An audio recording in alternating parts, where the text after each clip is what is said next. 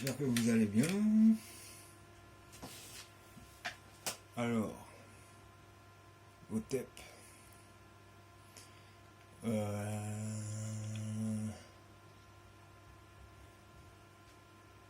C'est parti.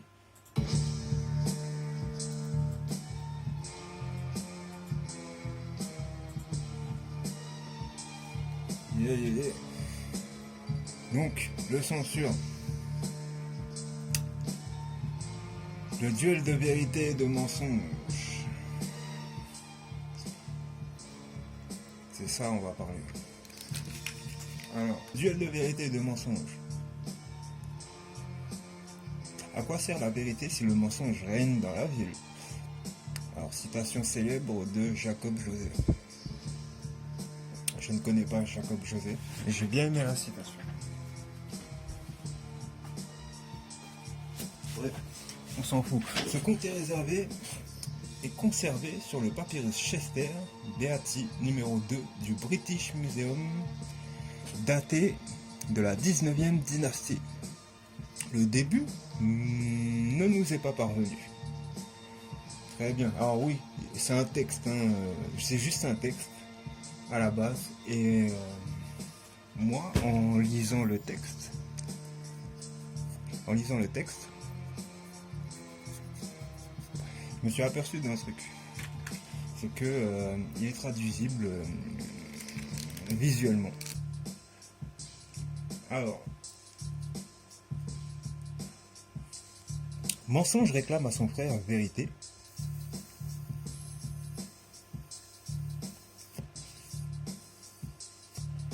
Mensonge réclame à son frère vérité, un couteau merveilleux qu'il lui a prêté. Vérité ayant égaré celui-ci, mensonge veut se faire rendre justice par le tribunal de la divine Énéade.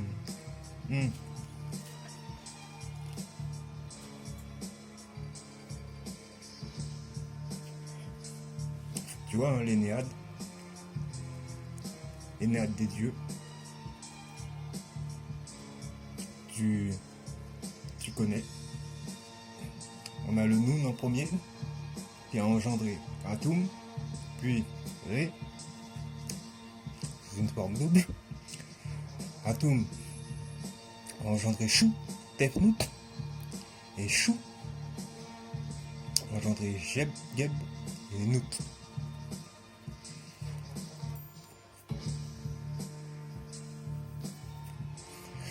C'est ici l'Énéade principale. On a, du côté de mensonge, de l'union de Geb et Nout, Nephthys et Seth. Puis, on a Isis et Osiris. Alors, on va pas refaire une course sur qui est Isis, Nephthys, Seth, Osiris. Je pense que c'est bon. Les gens en ont assez parlé. Là, on va s'attarder sur qui représente mensonge et qui représente vérité dans les deux camps, on va dire, les deux couples divins à travers l'esprit royal. Couple royal sœur-frère. Donc mensonge dit à l'Énéade des dieux. Tu vois, c'est mensonge qui y va. En premier, il devance. Comme on dit, mensonge a pris l'ascenseur, mais vérité a pris l'escalier. Donc, mensonge dit à l'Énéade des dieux, que l'on amène ici vérité et que ses yeux soient rendus aveugles et qu'il devienne désormais le portier de ma maison. C'est très osé.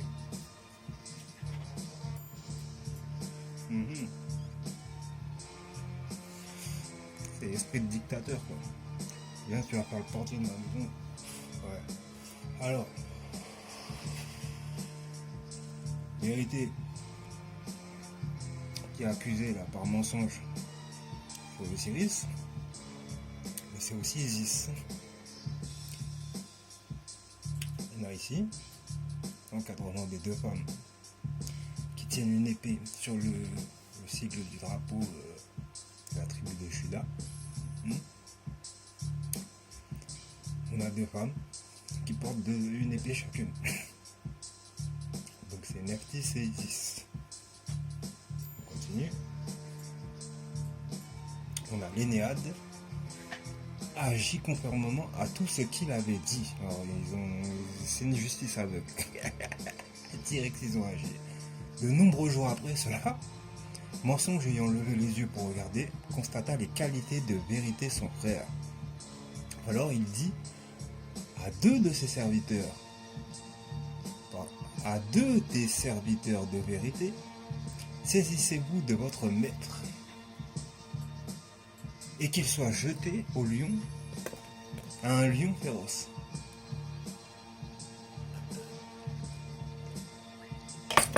Donc le lion féroce, oui, c'est le lion sur le drapeau même de la tribu de Juda, qui est Nefertum. Alors c'est un peu une espèce d'entourloupe, hein. C'est comme si on s'attend à ce que le lion soit de mèche, mais au final il ne l'est pas, puisque bon, étant une des représentations de Nefertum, il a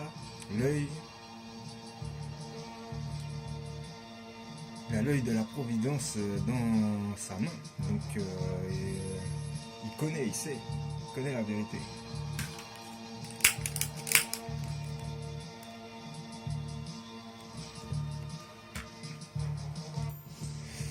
Il connaît la vérité. On est avec Nefertum dans le sens où celui qui a créé, on va dire, paterné le pays de l'Éthiopie, c'est le clan Amenhotep, qui était basé dans le temple de Amon, à la frontière entre la Nubie et la Haute-Égypte. Voilà.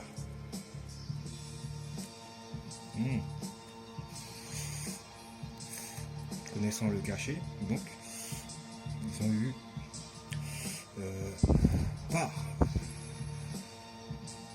une part gracieuse, la paix. Il y a Nefertum, voilà. Mais ils ont brisé cette paix.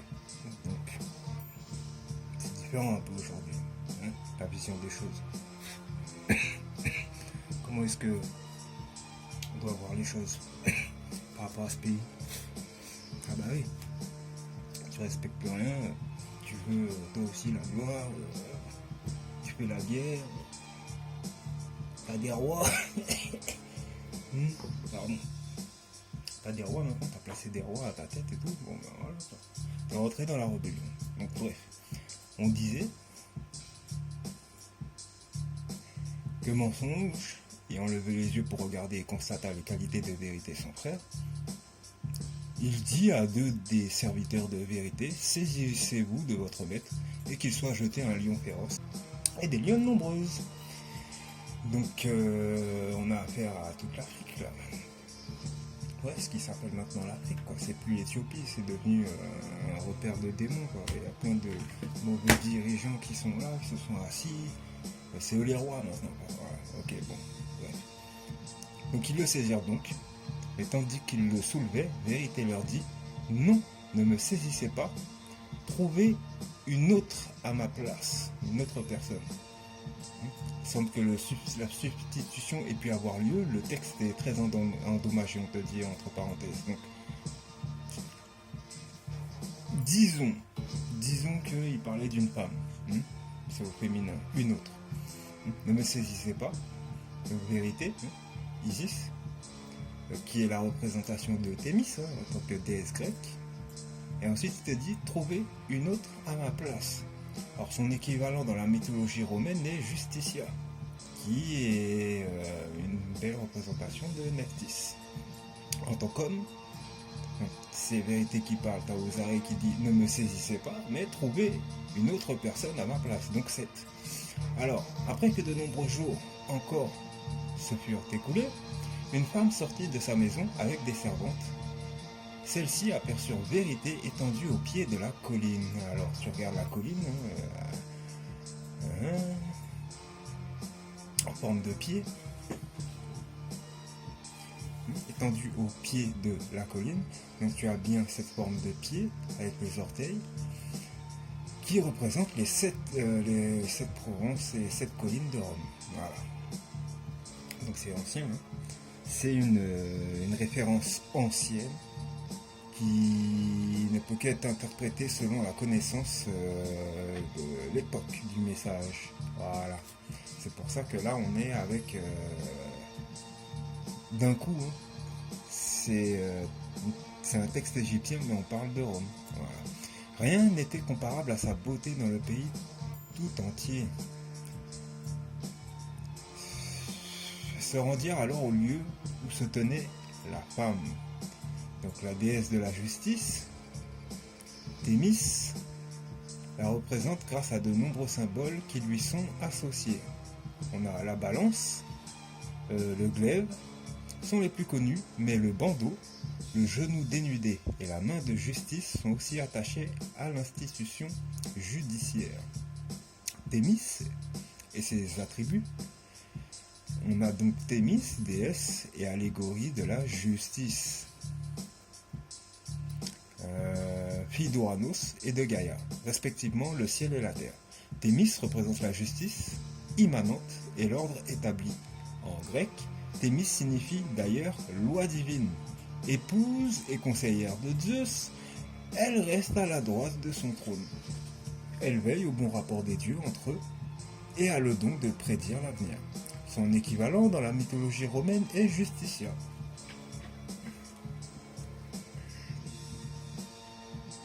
Allégorie de la justice et du droit, elle est généralement représentée avec une épée ou un glaive à la main, symbole du châtiment, une balance dans l'autre pour l'équilibre qu'elle maintient, et les yeux bandés en signe d'impartialité. On continue le texte, après cette petite précision. Donc, on revient, rien n'était comparable à sa beauté dans tout le pays. On parlait donc de vérité étendue au pied de la colline, et c'est une femme sortie de sa maison avec des servantes qui constatent. Voilà. Donc elle dit, elles se rendirent alors au lieu où se tenait la femme, lui disant, viens donc avec nous afin de voir un aveugle qui a été déposé au pied de la colline, qu'on l'amène et qu'il devienne le portier de notre maison. Alors, on confond Osiris avec l'image du portier, hein, c'est-à-dire le vrai fauteur de troubles. Mensonge. Et à ce moment-là, la femme dit alors, qu'on aille donc le chercher afin que je le voie. Une servante partit et le ramena. Lorsque la femme le regarda, elle ressentit très vivement le désir de lui, car... Pardon, j'ai dézoomé. Je reviens sur le texte. Oui, alors. Elle ressentit très vivement le désir de lui, car elle avait remarqué qu'il était beau dans tout son corps. Durant la nuit, il coucha avec elle, et il la connut comme un homme viril peut connaître une femme. Et cette nuit même, elle conçut un petit garçon. Après de nombreux jours ensuite, elle accoucha d'un fils qui n'avait pas son semblable dans le pays tout entier. Il était grand et il avait la façon et la forme d'un dieu. Ok, donc on voit c'est qui le fils. Il fut mis à l'école, là, il apprit à écrire excellemment et il pratiqua tous les exercices virils de telle sorte qu'il l'emportait sur ses compagnons plus âgés qui étaient dans l'école avec lui. Oui, parce qu'il faut préciser, le couple... Seth Nephthys, ça ne donne pas d'enfant. Seth, il est en quelque sorte là, il est stérile, quoi. Voilà. Un jour, ceci lui dirent, le petit garçon qui a appris à lire, de qui es-tu le fils? Tu n'as pas de père. Il le rendait malheureux, le tourmentait. Tu n'as pas de père. Tu n'as pas de père, tu n'as pas de père. Voici l'adolescent parla à sa mère. Quel est donc le nom de mon père? Je voudrais le dire à mes camarades qui me parlent ainsi. Où est ton père? Ces paroles me tourmentent. Sa mère lui dit, tu vois cet aveugle assis près de la porte? C'est ton père. Elle dit cela en s'adressant à lui, alors il s'exclama, il faudrait commander la réunion des membres de ta famille et que l'on appela aussi un crocodile. Ça va, l'image, c'est dans la tête, c'est comme pour les enfants, hein, tu vois, si tu connais l'histoire par cœur, on te la raconte, tu sais c'est quoi, hein, tu connais les références. L'adolescent alla chercher son père, le fit s'asseoir sur une chaise, mit un tabouret sous ses pieds et plaça devant lui des pains afin qu'il pût manger, et fit en sorte aussi il se désaltéra. Puis il parla ainsi à son père. Quel est celui qui t'a rendu aveugle afin que moi je lui fasse réponse? Son père lui répondit. C'est mon frère qui m'a aveuglé. Et il conta à son fils tout ce qui était arrivé. Celui-ci partit alors pour venger son père. Ça, hein, c'est clair jusque-là. Il emporta 10 pains, un bâton, une paire de sandales, une outre et une épée. Il emmena aussi un bœuf de belle apparence. Il se mit en route vers le lieu où se trouvait le gardien du troupeau de mensonges et dit au berger. Alors avant qu'on voit qu'est-ce qu'il a dit au berger, on voit clairement que bon ben voilà, il emporta 10 pains. Viens, tu prends les 10 signes du zodiaque. Ce sont des pains. Ce sont des pains disposés sur la table céleste. Ok. Oui, vous êtes dans le sacerdoce lévitique. Vous êtes avec le tabernacle. Vous êtes avec le tabernacle qui n'est pas fait de main d'homme. Donc les références, c'est pareil.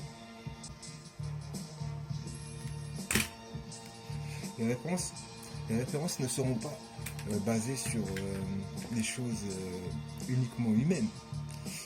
Ouais, puisqu'on est sur la substance impérissable.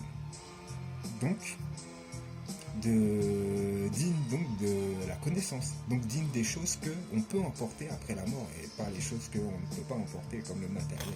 Ouais, oui, c'est là l'essence divine même de ce qu'on cherche à dire dans nos paroles. Dans les temps anciens, quand on vous disait que bon, à la mort, tu n'emportes pas autre chose que ce qu'il y a en toi, quoi. Ce que tu as mis, ce que tu as rempli. Donc si tu as rempli que de bêtises ou du rien, tu auras du rien ou des bêtises. Si tu as rempli des choses qui appartiennent à ton peuple, à toi, des choses qui sont dignes de l'esprit, qui ont alimenté, alimenté des peuples en plus. Des choses qui ont été considérées comme bonnes et faisant du bien à l'esprit. Ben voilà, ça reste. C'est les choses qui te permettent d'évoluer par rapport à toi-même aussi, comment tu t'es éduqué, comment tu as vu la vie, comment tu l'as cultivée, etc. Ben, tu cherches à parfaire ta mission sur Terre, toujours. C'est toujours dans le même cadre, c'est-à-dire de toi-même, comment tu cherches à évoluer dans ce monde, en donnant du bien ou du mal autour de toi. Voilà. En faisant des actes réfléchis ou pas réfléchis. Voilà. Il y a une récompense dans le ciel et faut savoir le mesurer. Vous allez pouvoir le mesurer avec moi. Voilà. De la manière à voir concrètement qu'est-ce qu'il en est. Au plus grand. Oui. Parce que avoir un exemple, c'est bon pour pouvoir comparer. Si tu n'as pas d'exemple, tu peux pas comparer. C'est comme là. Il y a une cité, il y a une ville, une grande ville, des grandes villes. Sur quel modèle on s'est basé pour que tout le monde fasse pareil en fait. À quel moment on a dit il y a un modèle d'excellence? Ben voilà, on va le voir ça aussi. Hein. Ça sort d'Égypte malencontreusement. C'était pas quelque chose qu'on voulait que ça se répande, mais c'est sorti. On va le voir comment c'est sorti. C'est pas la faute n'est pas aux Égyptiens en eux-mêmes, mais c'est encore une histoire d'invasion. Étant donné que les ancêtres avaient demandé à ce que ça soit clair, mis au clair par l'un de mes ancêtres à moi, on lui a imposé ça, voilà, ça revient encore aujourd'hui. Toujours, comme je dis, on emporte, on emporte les choses qui nous appartiennent. Donc, si ça a été posé comme une ordonnance, t'inquiète pas que celui qu'on appelle le grand esprit, tes ancêtres, etc., tout ce que tu as pris à témoin dans la vie, en général, le vivant, il va faire en sorte, l'univers va faire en sorte de te faire respecter ta parole. Et ça va au-delà de ce que vous pouvez comprendre jusque-là, à quel point c'est important. Ça fait partie de ces choses où je te dis, il faut éviter le mensonge, il faut éviter de mentir pour être dans la vérité, parce que tu peux pas constater à quel point la parole et les actes que nous donnons, comme les vœux dans lesquels nous nous engageons, sont importants en fait, du point de vue des ondes, ce qui est dit, c'est pas comme si c'est des paroles en l'air. même si tu diras c'est du passé, mais le passé, le présent, le futur, c'est qu'une conception. En vrai, c'est une conception qu'il ne faut surtout pas rattacher au temps des choses qui passent, dû au travail des astres. Sinon, tu vas te perdre. Tu croiras que, comme Marty McFly, tu peux retourner en arrière. Alors que non, tu peux pas. C'est une sorte d'illusion. Comme je te disais, si les astres ne travaillaient pas aussi rapidement, on passerait moins rapidement. On durerait plus lentement. Et du fait qu'ils travaillent rapidement, tout va très vite. Et nous aussi, on passe très vite. Tu vois, on est là au maximum 70 ans, grand maximum avec un bon terrain, l'air pur, etc. Sur une bonne nourriture, 120 ans. Tu vois, pas de choses néfastes dans ta vie, 120, 100 plus même. Mais si on arrive sur un nouveau soleil qui a, imaginons, un travail de... Tu vois, dans sa fonction, il travaille moins vite son activité, tu sais, son activité est ralentie, il est un peu moins actif, on vivrait plus longtemps. Parce qu'on aurait moins d'électrons qui nous usent là, tu vois, en passant sur nous là, la façon dont le cœur il bat vite.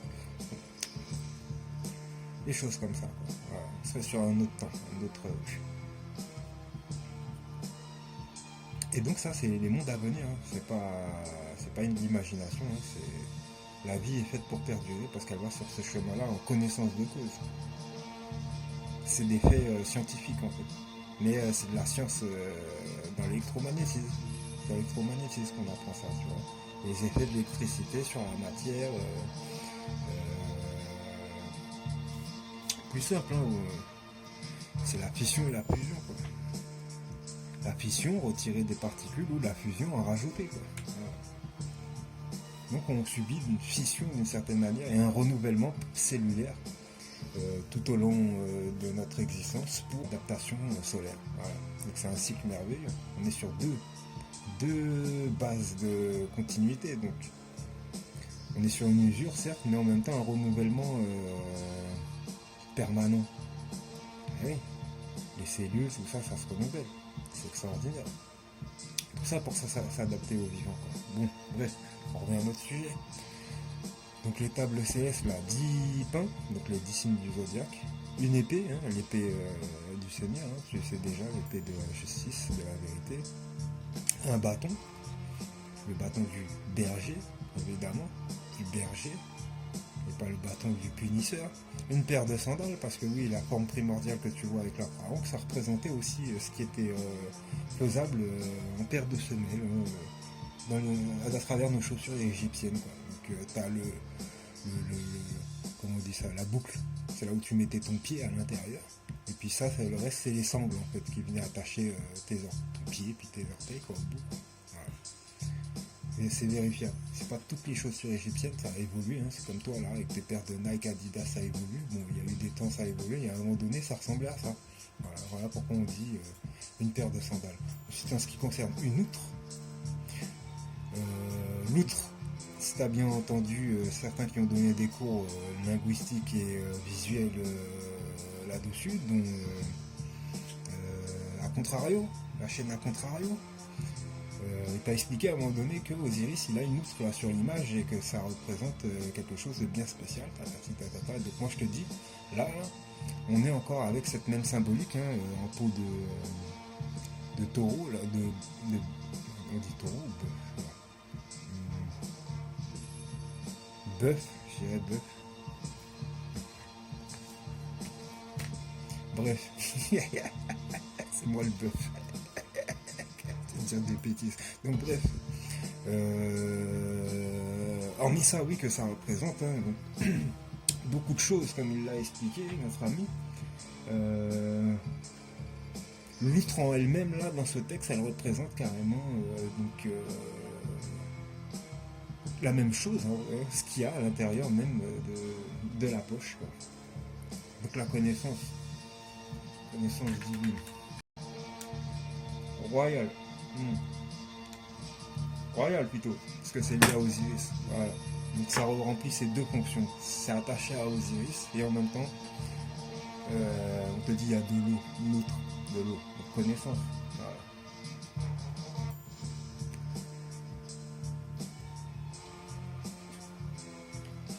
On continue. Donc il disait qu'il a tout ça, bâton, paire sandales, outre épée, et il amena aussi un bœuf de belle apparence. Donc ils sont mis en route vers le lieu où se trouvait le gardien du troupeau de mensonges. J'ai dit au berger, un bœuf de belle apparence, tiens, je te montre à quoi il ressemble, un pisse. Et dit au berger, prends pour toi ces 10 pains, avec ce bâton, cette outre, cette épée et cette paire de sandales, et tu garderas pour moi ce bœuf jusqu'à ce que je sois de retour de la ville. Après de nombreux jours encore, le bœuf du fils de vérité ayant passé plusieurs mois avec le berger de mensonge, celui-ci s'en va au champ pour inspecter son troupeau de bœufs. Donc mensonge, il vient visiter le troupeau de bœufs qui a été laissé par le fils de vérité disait berger. C'était un berger. Attends, je sais plus, je vais vérifier.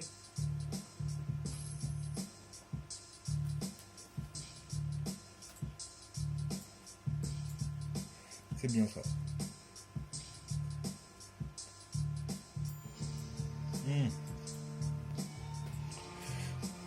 Donc tu le vois à l'image là, subjective. Je pense que c'est Amenhotep, hein, avec son bœuf en Égypte. Donc là, il y a toujours une référence visuelle réelle qui traîne quelque part, selon les histoires qui sont racontées. Et c'est dû à des artefacts, ou des sculptures, ou des choses comme ça, comme disait le bouquin quoi, la Bible. Là, ils ont abattu bientôt toutes les colonnes du temple, les sculptures, nous ne voyons plus nos signes, voilà. Je t'avais cité le verset de tête. Alors, il a perçu le bœuf laissé par l'adolescent, hein, donc 7. Mensonge. Mensonge. Il a aperçu le bœuf laissé par l'adolescent, un bœuf très, très beau d'apparence, et dit à son berger que l'on me donne ce bœuf afin que je le mange. Mais le berger lui dit, il n'est pas à moi, je ne saurais donc te le donner. Alors Mensonge lui dit, ouah, tous mes bœufs, ils sont tous en ta possession, donne l'un d'eux au propriétaire de celui-là. Le jeune homme entendu dire que Mensonge s'était emparé de son bœuf, il va aussitôt à l'endroit où se tenait le berger et lui dit, il est où mon bœuf? Je le vois plus là, au milieu des tiens là. Le berger lui répondit, tous les bœufs, tous sont pour toi. Emmène-moi celui que tu désires. Tu dis quoi? Il a dit, tous les bœufs, tous sont pour toi. Emmène celui que tu veux. J'ai dit, ah non, c'est pas comme ça. Le jeune homme dit, existe-t-il un bœuf aussi grand que le mien? Quand il se tenait debout dans l'île d'Amon, la toupe de sa queue reposait parmi les papyrus, tandis que l'une de ses cornes était sur la colline de l'Occident, l'autre sur la colline de l'Orient, le Nil et sa crue étant la place de son repos. Et 60 veaux étaient mis au monde pour lui quotidiennement. C'est pas qu'il se la raconte, hein, mais c'est pour dire la puissance du bœuf. Le berger lui dit, et s'il y a un bœuf aussi grand que celui dont tu parles? Il fait l'ignorant, quoi. Alors le jeune homme se saisit de lui et il l'entraîna jusqu'au lieu où résidait Mensonge. Et il traîna celui-ci jusqu'au tribunal, en présence de l'Énéade divine. Et Dieu dit au jeune homme, ce ne peut être vrai. Nous n'avons jamais vu un bœuf aussi grand que celui dont tu parles. Alors moi, j'ai pas mis l'image, hein, mais ce que j'avais cru voir, c'est tout le dessin de ce que représente la Méditerranée. Tu prends tout le pourtour de la Méditerranée, nord, sud, est, ouest, et si tu regardes bien, je crois, hein, si je ne me suis pas trompé, ça représente en l'image, hein, on peut voir un bœuf, comme un bœuf qui je ne sais plus dans quel sens, à l'endroit, à l'envers, autant de l'image, hein, regarde bien. J'espère que je dis pas de bêtises, c'était bien ça, je crois bien. Je crois bien que je me souviens, c'était ça. Si tu as un peu d'imagination, tu arriveras à le voir, le bœuf. D'ailleurs, dans la description, il disait bien, ce sont des descriptions qui sont Quand le jeune homme dit, existe-t-il un bœuf aussi grand que le mien? Quand il se tenait debout dans l'île d'Amon, la touffe de sa queue reposait parmi les papyrus, tandis que l'une de ses cornes était sur la colline de l'Occident et l'autre sur la colline de l'Orient. Le Nil et sa crue étaient la place de son repos. Tu vois, c'est des précisions géographiques. Voilà. Donc c'est comme ça que tu vérifies, puis tu me diras. Donc l'Énéade qui disait ça peut pas être vrai, hein, on n'a jamais vu un bœuf aussi grand, quoi. C'est celui dont tu parles. L'adolescent répondit. Mais existe-t-il un couteau de la taille de celui qui fut en question? Un couteau dont la colline d'Iar constituait la lame, les arbres de Coptos le manche, la tombe du dieu en serait la gaine et les troupeaux de Cairo la ceinture. Tu as la description? La description, elle correspond à, d'après ce que tu vois, hein, tu as deux épées. L'épée du Seigneur, du Saint d'Israël, et tu as l'épée de Béliar, l'adversaire. Donc Béliar, là, tu prends le Bé, tu l'enlèves, tu gardes le liar, comme le mensonge, tu sais, en anglais, liar. Et tu prends le texte, il y a marqué Yar.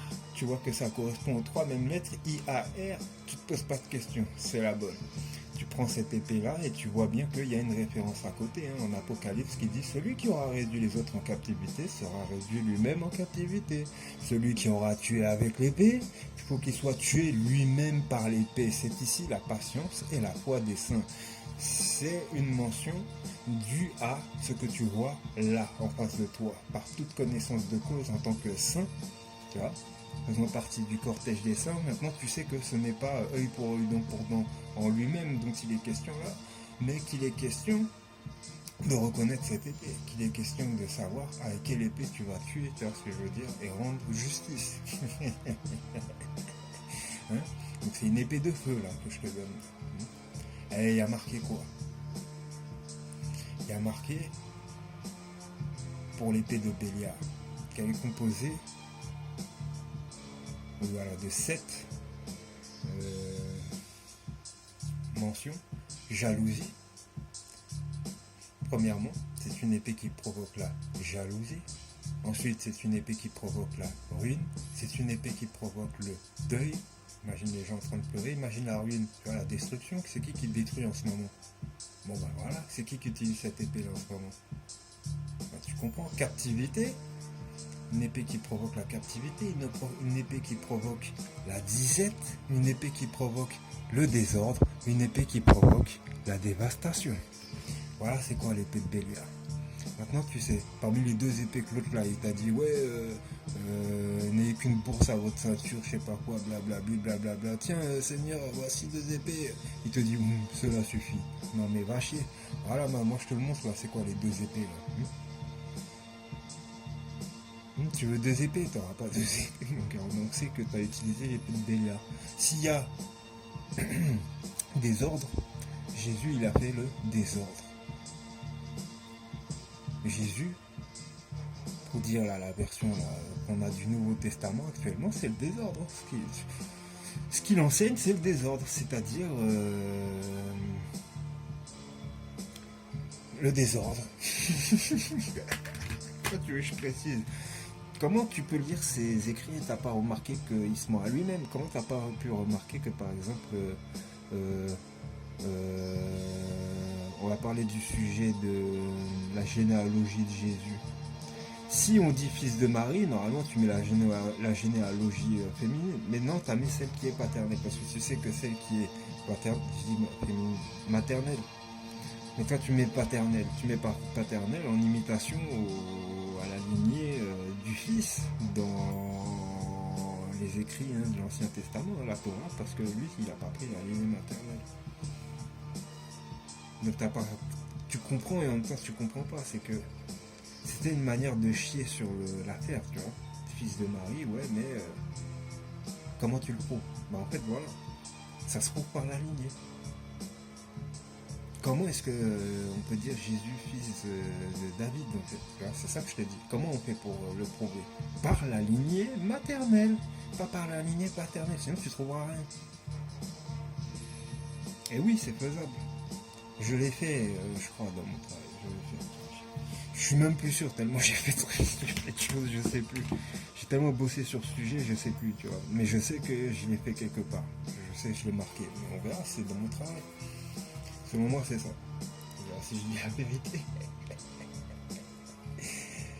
Donc, l'épée du Seigneur, le Saint d'Israël, c'est une épée qui donne l'esprit, c'est une épée qui donne la noblesse, c'est une épée qui donne le courage, c'est une épée qui donne la franchise, c'est une épée qui provoque l'élévation, qui donne l'élévation, c'est une épée qui donne du pouvoir, c'est une épée qui donne de la richesse. Et pas le pouvoir. Le pouvoir, hein. Tout est une question, tu vois, puisqu'on est dans le spirituel, dans le langage. Et bah, tout est une question de toi-même. Même si c'est moi qui est là, je t'explique à travers des exemples. L'exemple de la vie d'un tel ou de moi ou de toi. Tout ça, c'est pour te montrer exemple justement, individuellement, un être vivant, qu'est-ce qu'il peut, comment il s'élève, comment il. Tu vois, il y en a, ils ont chuté là. Qu'est-ce qui a provoqué leur chute? Comment ils se sont élevés? Comment ils ont réussi à s'illuminer, à atteindre l'illumination, à devenir Bouddha? Ces choses-là, voilà, c'est ça qu'il faut qu'on arrive à comprendre. C'est que c'est une culture. Il m'a coupé, c'est pas pour rien. Hein. Bon, allez, tant pis. On va continuer sur le sujet. Jérémie 43:11. Oui, il viendra et il frappera l'Égypte. Égypte égale le monde aujourd'hui. Il fera mourir ceux qui doivent mourir. Il déportera ceux qui doivent aller en déportation. Et il tuera par l'épée ceux qui doivent périr par l'épée. Tu vois maintenant quelle épée le Seigneur il te parlait aussi dans la Bible. Hein. Il disait l'épée, elle est polie, étincelante, c'est pas pour rien. Donc on continue. Il dit encore à l'énéade divin, départagé par un jugement, vérité et mensonge. Je suis le fils de vérité et je suis venu afin de le venger. Excusez-moi, j'en reviens, précision. On trouve où ces deux épées? Alors les deux épées, on les trouve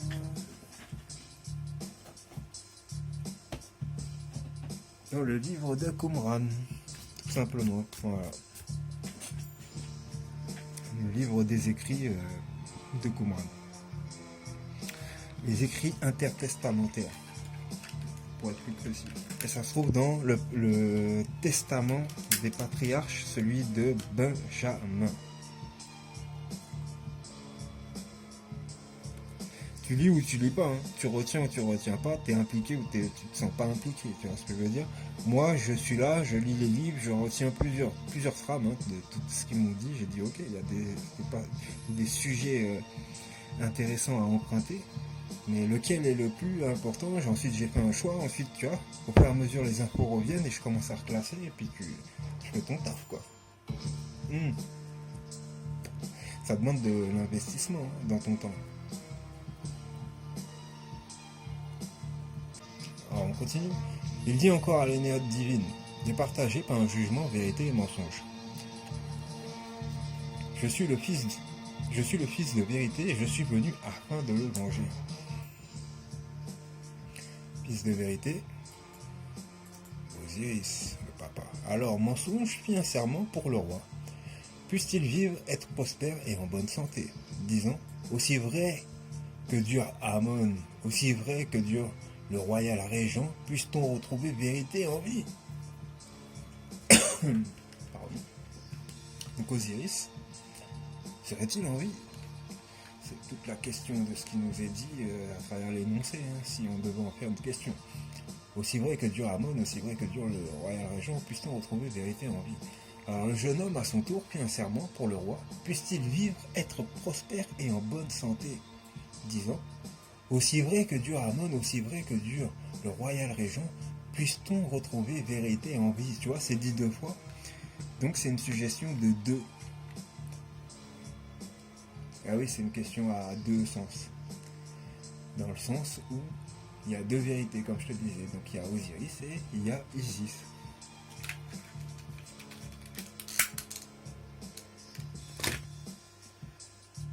Les deux ont prêté serment pour la même cause.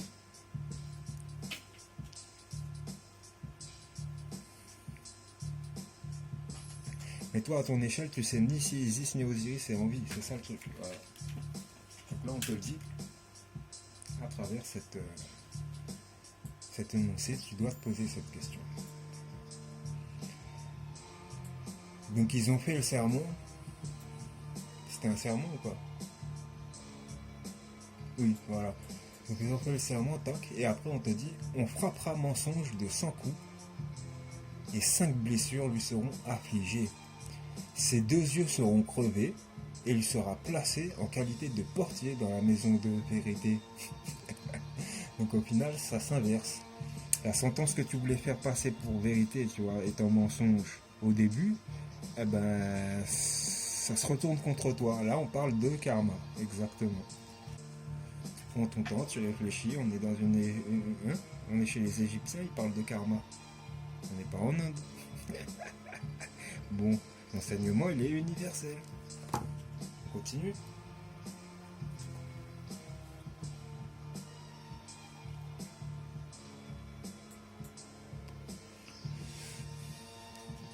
Donc les 5 blessures, hormis les 100 coups, hein, on prend les 5 blessures qui seront infligées, qui sont bien précises, ses 2 yeux seront crevés. Ah, tu regardes l'image de Seth qui est transformé en hippopotame. C'est ça, en hippopotame. Il reçoit une lance dans le dos, mais c'est symbolique. Le dans le dos, c'est. En vrai, là, tu vois, dans l'image, ça va en direction des yeux, quoi.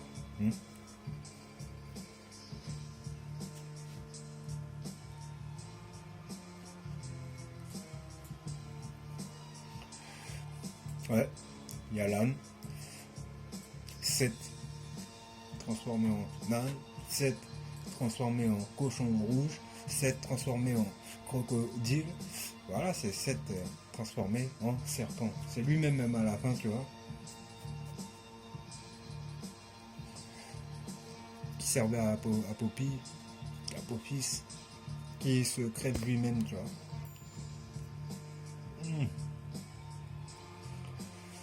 Moi, ça me fait penser à quelque chose, mais la référence, vous n'allez pas la comprendre, donc ça sert à rien que je la dise, tant pis. Donc on continue 100 coups. Pour les 100 coups, c'est précis, hein. C'est 70 jours de préparation avant mise au sépulcre, plus 30 jours de lamentation. Ce sont des codifications égyptiennes, hein, tu vois, par rapport à avant la momification de quelqu'un. Tu vois, le comptier, hein, 70 plus 30, on est à 100. Ses 2 yeux seront crevés, allégorie de Seth qui a arraché les 2 yeux à Horus lui-même, tu vois, œil pour œil, dent pour dent. Les yeux égale le soleil plus la lune. Dans la symbolique égyptienne, encore une fois, ce que représentent les 2 yeux de Horus. Ainsi, l'adolescent vengera-t-il son père? Ainsi, l'adolescent vengea son père et fut résolu le litige entre vérité et mensonge. Article issu du texte sacré et texte profane de l'ancienne Égypte, de traduction et commentaires par Claire Lalouette, collection Connaissances de l'Orient aux éditions Gaïmard et lu par Melchizedek. Voilà. Petite affaire des crédits. Tu vois, à la fin, si tu reconnais bien l'image, tu as vu des grands sportifs faire ce geste. C'est pas pour rien. Tu as vu des gens s'énerver du fait qu'ils faisaient ce geste. C'est pas pour rien. Les fils d'Horus, ils sont dans la place. On sait peut-être pour une autre cause, mais tu comprends toujours justice et vérité. Que ce soit pour Anubis, pour Horus, ou pour le souverain. Et voilà. Ça le fait en image ou pas? Parce que le texte, il n'y a pas d'image. Le texte originel, il n'y a pas d'image. Là, c'est moi, je t'ai mis en contexte. Voilà. C'est mieux. Moi, je trouve que c'est mieux. Voilà. C'est la fin. Ça a duré 47 minutes. Presque 1 heure pour lire tout ça. C'est abusé. Normalement, t'es là tout seul, tu lis en moins de... Allez, je dirais en 7 minutes. ou quand tu parles et puis tu extrapoles, tu donnes les détails. Alors, j'aurais pu être un peu plus... J'aurais pu baver un peu plus que ça, quoi. Mais c'est déjà suffisant. Pas besoin d'entrer trop dans les détails. On est sur une présentation pour j'enchaîne ensuite directement avec le sujet le plus important. C'est pas vraiment mon travail que je présente là, c'est plus que je l'enchaîne dessus comme pour vous sachiez à qui vous avez affaire en fait, par rapport à la personne que je viens défendre. Voilà. Donc quand tu sais comment je travaille, tu vas comprendre maintenant après comment je parle de la personne et pourquoi je la présente comme je vais la présenter. Voilà. Donc, ouais, dernière précision, hein, vous reconnaissez ici le béaba même des signes cachés, comme on dit, du nom du Christ, là, dans cette image. Bon, c'est des petits détails comme ça, faut faire attention. Allez, ciao.